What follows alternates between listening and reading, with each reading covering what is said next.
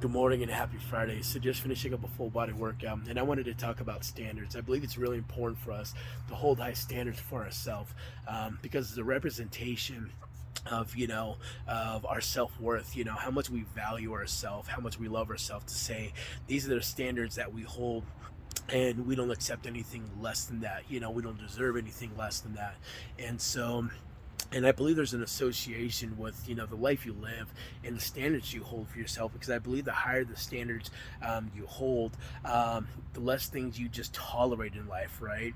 And if you kind of look at a lifestyle you're living that's not maybe so healthy, not having the most positive people in your life, not being the most productive, or just contributing positivity in this world, you've got to really think to yourself, what standards are you holding for yourself? What things do you allow yourself to do, not to do, to tolerate, not tolerate?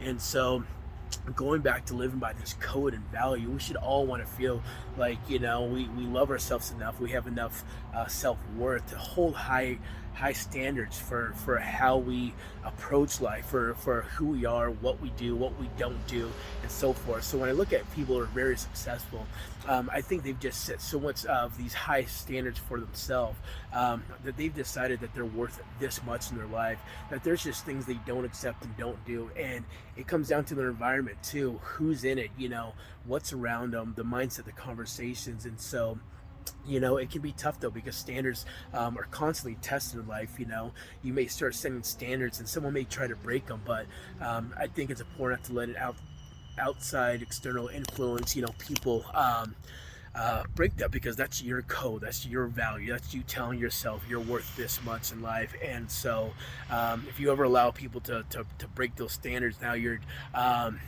allow them to determine what your own self-worth. So like I said, it comes back to what I think of, people who are really successful, there's just higher standards they hold to themselves, standards, because they just say, you know what, I love myself this much, I care about myself this much, I value my existence this much, I just don't settle for less. And so, if you're at a point where maybe, your life's not going so good, you don't have the best influence around this and that, just think to yourself, what are you setting, as the bar? Is your the standards that you're holding for yourself lower or higher? And so this all goes back to just, holding higher standards for ourselves. So I would love to go more into this. Hopefully this just kind of flips a little switch in your brain just to think about that.